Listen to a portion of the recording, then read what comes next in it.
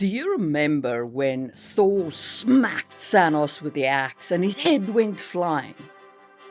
I want you to pause right now and go to the comment section and drop me a comment and let me know, how satisfied did that climax make you feel? Did you get any real catharsis from seeing the Avengers defeat Thanos? I bet most of you are going to say, no, that wasn't very satisfying. And that's the problem when you kill an immortal badly. When an audience finally sees an immortal defeated, they expect that death to feel earned. They expect it to carry weight.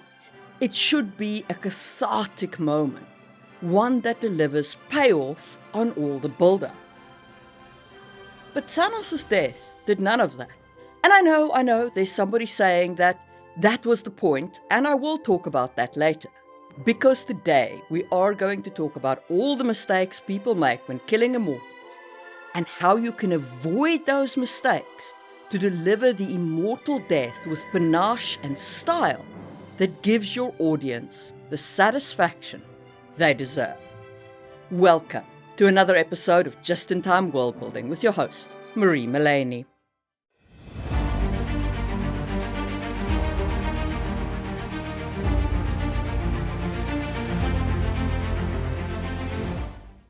The first topic we're going to discuss is the bait and switch. Now, the bait and switch can be a problem in any story, not just with Immortals.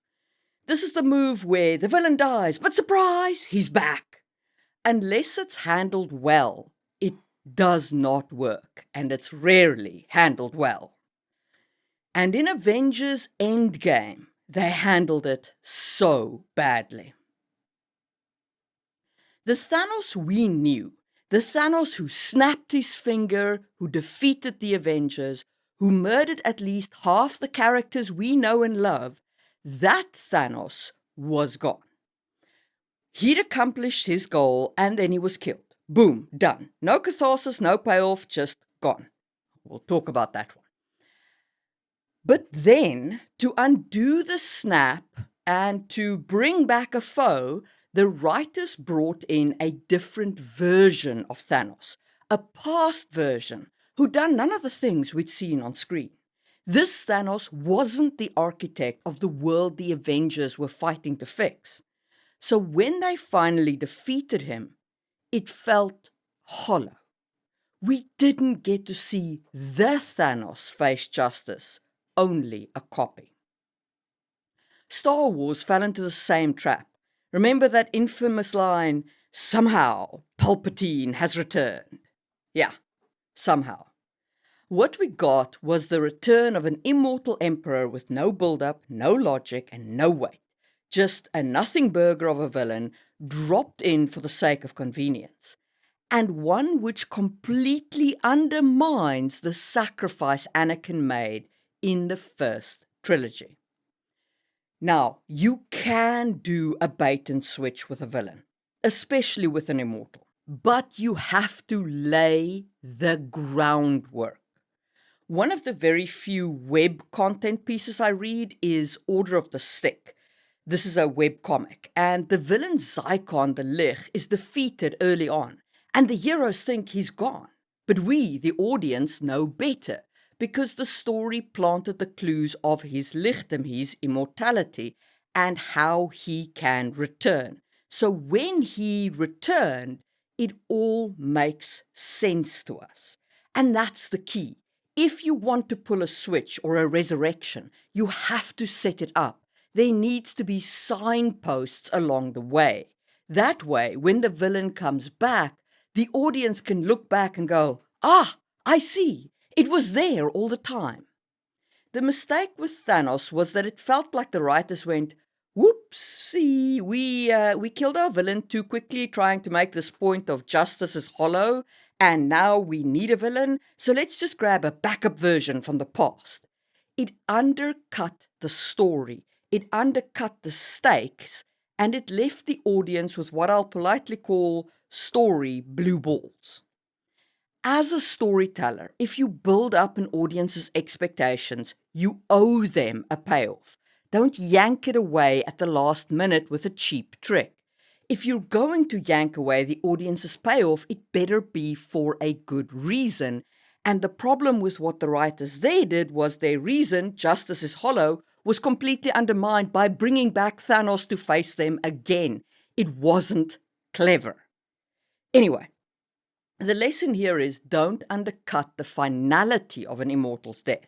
If they die, let it be that character, the one with the history and the weight behind them. And if you do pull a bait and switch, make sure the setup is there so that when the twist lands, it feels earned to the audience. Alrighty, let's move on to lack of a real fight. The second problem with killing an immortal that writers often fall into is when there is no real struggle in the final fight with the immortal. Even if our heroes have gone on a dozen quests, gathering artifacts and checked every box along the way, there still needs to be a fight, a real confrontation. One of the worst examples of falling straight into this pitfall is Game of Thrones Season 8. The Night King, after 8 seasons of build-up, strolls up to, go take out Bran. And Arya jumps in, drops a knife from one hand to the other, stabs him, and poof, done. The army of the dead collapses, the existential threat is over in a single stab. That's not catharsis. That's ridiculous. An immortal villain is supposed to be nearly unbeatable. Their defeat should never feel trivial. If your unkillable foe is taken out by a lucky strike or a random accident or a dagger dropping from one hand to the other, the audience is left wondering, why were we even afraid of this guy? Why has nobody tried just stabbing him with a dagger? It's not that death wasn't present. Plenty of people died in the battle. But Arya killing the Night King with a normal dagger, no special weapon, no secret knowledge, no unique condition, come on! He should have been dead ages ago if it was that easy. Now, compare that to Lord of the Rings. The Witch King of Angmar was prophesied to fall to no man.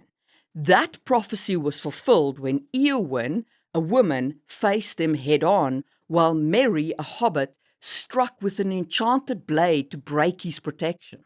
That moment was satisfying because it wasn't easy, it wasn't conventional, and it paid off established lore. It demanded courage, ingenuity, and sacrifice, and that's how you do it. An immortal's death should feel hard-won.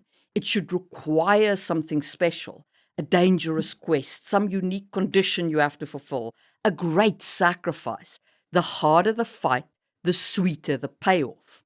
And no, killing the minions does not absolve you from showing us a fight.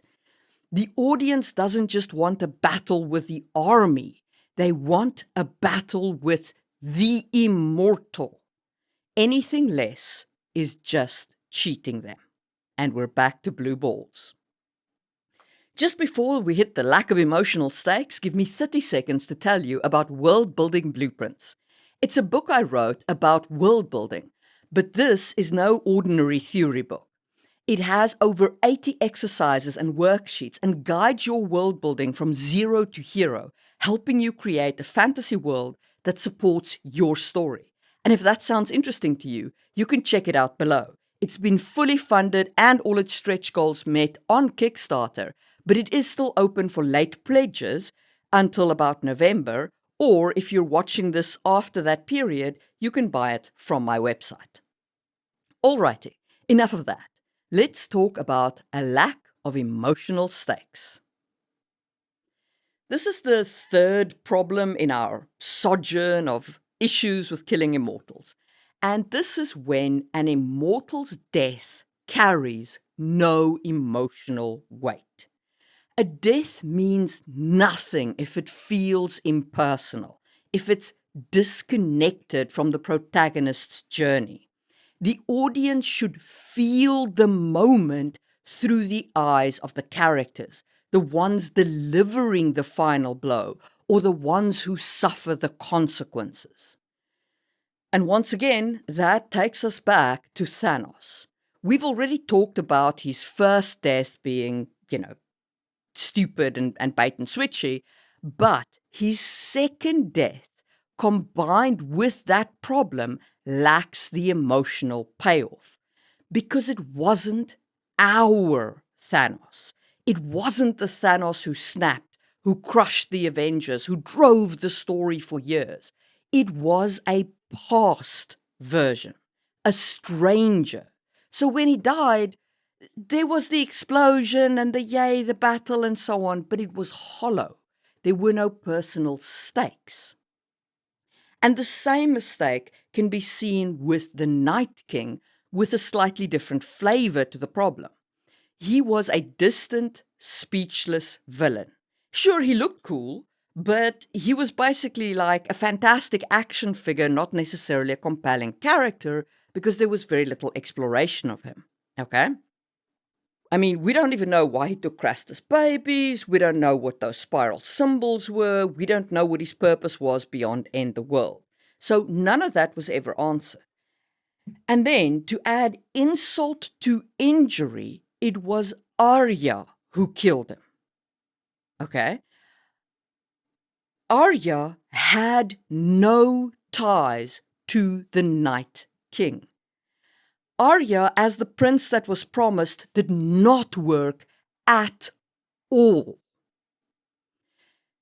Jon would have worked, because while Arya was down in Bravos learning how to be a faceless killer, Jon was fighting the Night King. He had a personal connection to the Night King. He had sworn his oaths to the wall.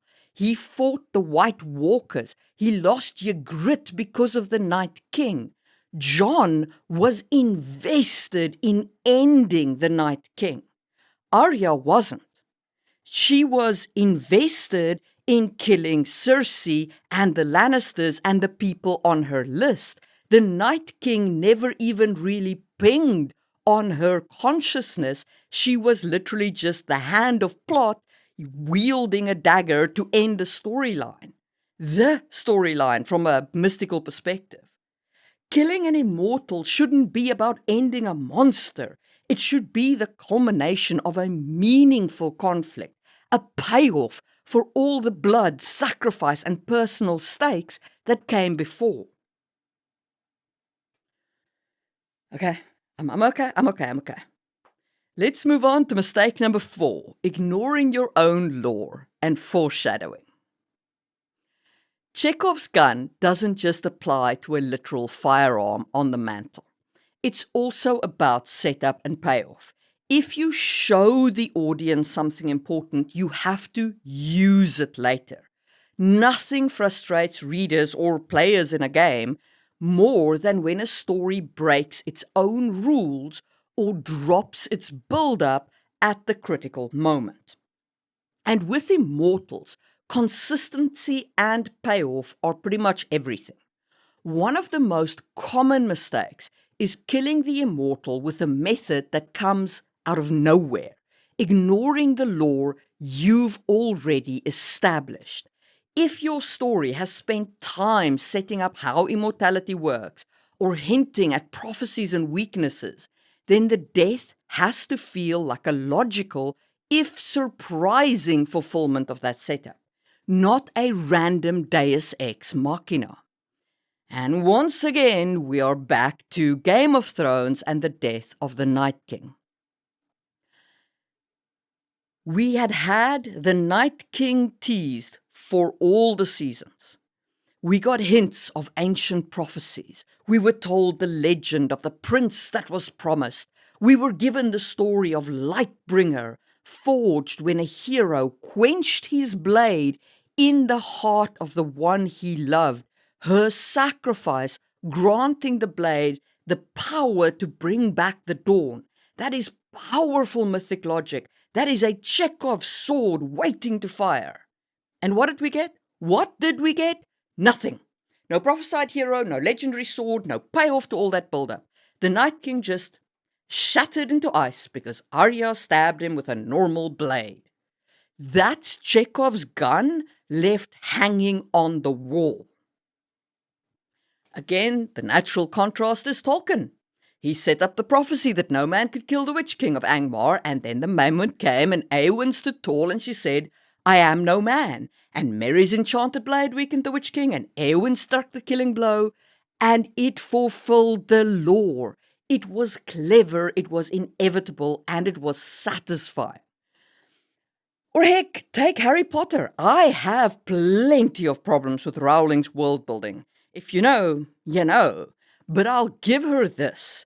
The build-up to Voldemort's defeat was solid. Horcruxes had to be found. The Deathly Hallows were introduced. Harry had to die to strip Voldemort of his invulnerability. Neville had to come into his own and cut off Nagini's head. By the time the final battle came, the logic held, the mythic logic was intact. Voldemort's downfall was both well foreshadowed and emotionally satisfying because Rowling didn't skimp on the final fight even after getting him vulnerable. That's the lesson. Honor your foreshadowing. Don't dangle prophecies, artifacts, or world-building details and then, whoops, forget them. And don't break your own rules. If your immortal has shrugged off fire for centuries, don't suddenly kill them with a random fireball unless you've explained why this one is different. A satisfying immortal's death usually carries that sense of inevitability mixed with surprise. The seeds were planted, but the way they bloom still wows the audience. So do your homework, plant your seeds, fire the gun, and don't leave your immortality lore hanging when it's time for the final blow. This is part of your mythic logic in world building, as Ursula K. Le Guin calls it, and if you want more of my thoughts on that, check out the information card linked above. Okay, now let's move on to our final mistake, a lack of consequences. Even after an immortal falls, the story shouldn't just shrug and move on like nothing happened. By their very nature, an immortal is a world-altering presence. Their demise should send ripples through your narrative and through your characters. A huge mistake is treating the death as just another plot point with no follow-up, no cost, no consequences. If the hero slay an immortal evil and then life just goes back to normal, the audience will feel like the whole immortal threat was pointless. And yes, I know, I'm picking on Game of Thrones again because wow, that was one of the most frustrating deaths I've ever been through. It was like they stepped in every bear pit they possibly could. After the Night King died, the show just swiveled right back to the squabbling over the throne and Dana Race's sudden madness. And a Disney princess flying on a dragon to crazy women burning the place down in like the space of half an episode. Anyway, back to the Night King. It was like nothing ever mattered. The White Walkers evaporated. There was no lore fulfillment. It was just like, okay, so what was the point of all this? Why did we even have the Night King at this point? To avoid this, emphasize the consequences of the immortal's death. Show that it mattered. Maybe the world's magic fundamentally changes, a dark curse lifts, or an entire era ends. Maybe the heroes suffer heavy casualties or lose something precious in the battle. Maybe the immortal's absence creates a dangerous power vacuum that new enemies rush to fill. And yes, I know you could argue that the politics was equally threatening and blah, blah, blah. But the problem with the Night King was It was such a nothing burger of a death that it just felt like it really didn't matter. Nobody even seemed affected by it. You know, all the Dothraki it was so blah. Anyway, there are also other thoughts you can explore. You know, what if the immortal wanted to die? What does that mean for the world and the heroes who grant that wish? That's powerful and poignant storytelling territory. The point is this: killing an immortal should change something. It should resonate. It should leave marks on the world and scars on the characters. That's what makes all the struggle feel worthwhile. And since I was nice to Harry Potter earlier, let me pick on it here. Don't just hit the reset button with the immortal. Don't wave away the consequences and pretend the world is back to normal. That's also a nothing burger. The immortal was there. They shaped the world. They scarred it. And after they are gone, things should not simply return to normal. There should be changes. So here's the lesson. Don't hit reset. Don't just go on with the plot.